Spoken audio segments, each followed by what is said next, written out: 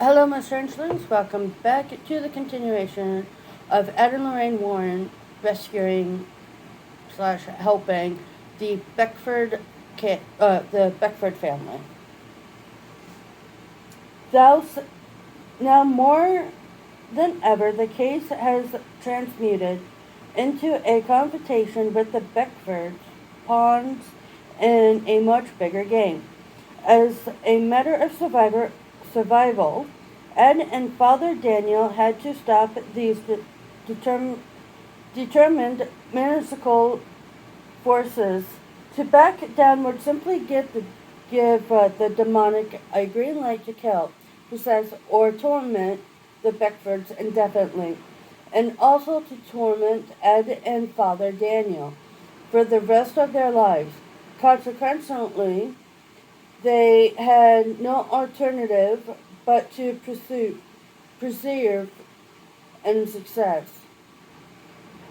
Around noon on Thursday, April 25th, the pale drawn and bedraggled Beckfords pulled into the driveway in a four-door sedan.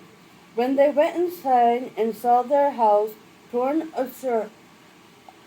as under the Beckfords plugged into despair, the Warrens and Father Daniel bolstered their confidence through, and with everyone working by nightfall, the house was put back into a symbol of order. On Friday, April 26th, after a night of havoc, Ed and Lorraine assisted Father Daniel with the paperwork he had to submit to Father McKeegan. Under normal circumstances, verification could take a priest weeks to complete, but with the Warrens' help, Father Daniel left that same night with all the documentation he needed to request an exorcism for the family. In the meantime, Ed and Lorraine stayed with the Beckfords.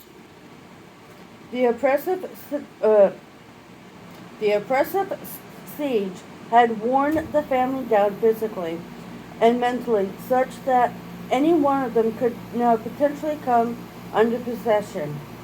That had to be guarded against most of all, yet it took everyone's strength to withstand the barrage of activities that occurred the weekend of April 27th and 28th. Metal picture frames now smoldered and caught fire. Scarves, linens, dresses, and towels burst into flames and were flung directly at the people in the room, often causing painful burns. Night and day, without a let up, the phenomenon went on. Furniture from the living room was found in the master bedroom, while the bedroom furniture was now in the living room.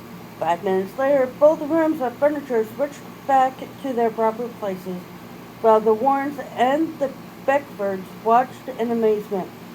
On Saturday, April 27th, Ed commented to the Beckfords how much he liked his car and how economical it was to run.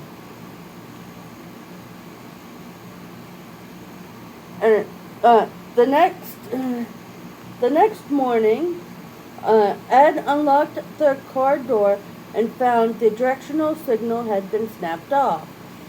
The steering column and tossed on the seat.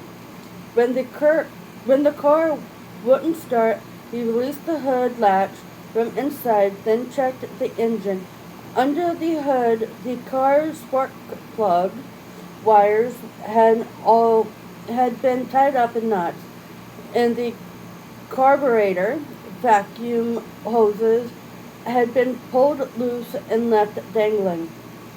Sunday, at last, Father Daniel telephoned the besieged Beckford's house with some very good news. Father McKagan, with whom Father Daniel had been in constant contact, approved the need for exorcism to be performed on the premise.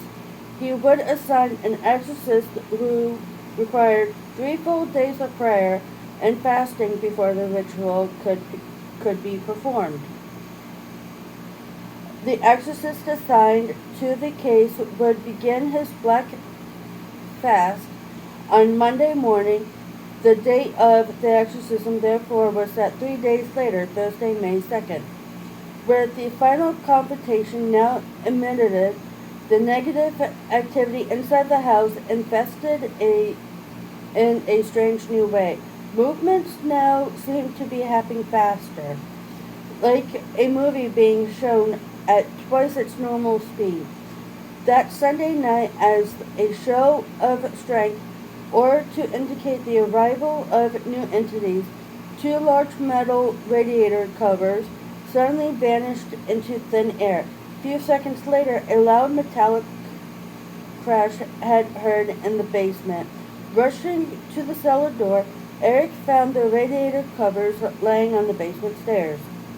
Later on that night, there was an incredible commotion in Vicky's bedroom, but no evidence of activities could be seen. When Lorraine turned to leave the room, however, she tripped over a 16-foot aluminum extension ladder that had been leaning against the garage outside only hours before. On Monday, April 29th, while Lorraine was in Eric's bedroom, where the Warrens slept, she heard a metal object drop to the floor. It was a hinge pin. When she looked at the door, she saw another hinge pin sliding up from its socket to fall to the floor, and seconds later the door vanished. The next hinge pins on the closet door rose out of their hinges, and that door vanished as well. A few minutes later, both doors were found thrown atop one another in the basement. It was as a show of force that had not been intimidated Lorraine, who, however, it was a show of force that did not intimidate Lorraine, however. On Tuesday and Wednesday, with the exorcism soon to be performed, sleep at night was impossible. The ongoing activity was too dangerous for anyone to turn his back on. On May 1st, the day before the exorcism, everyone was reduced to sleeping in shifts and taking turns patrolling the house to watch out for fires and other potential dangers. About 10:30 Wednesday night, Lorraine was in the hall when the doorway to the living room began to brighten. A few moments later, the whole doorway was engulfed in a bright light so intense she could not look at it directly. Was it a positive sign? She wondered. The demonic does not arrive in bright rays of glory. Pete, Beckford, and Ed were in the living room at the time, and they too saw the light. But in the middle of the light, they saw a figure slowly begin to emerge. Lorraine entered the living room through a different door. With the men she watched, the materialization became ever more distinctive. Within a minute, the form of an older woman was visible. Through a complete only form, the raised up. What did this mean? Was this entity claiming to be responsible for all the calamity that had occurred? Speak to us, Ed called out. But the eerie specter simply looked over them individually without replying. It appeared to be a ghost, but Lorraine, who had been concentrating on the semi-materialized figure in the doorway, now realized the whole scene was a deception. Ghosts are often called angels of the devil, and at least half the time, what comes across as a ghost is really an inhuman spirit projecting itself in human guise. Ed, Lorraine told him, back away, it's not human. Alright, that's where I'm going to stop for tonight. And then tomorrow night we shall continue, and could be, as I'm looking, tomorrow night would be the conclusion of what happened. So, I see you guys in tomorrow night's video. Bye for now.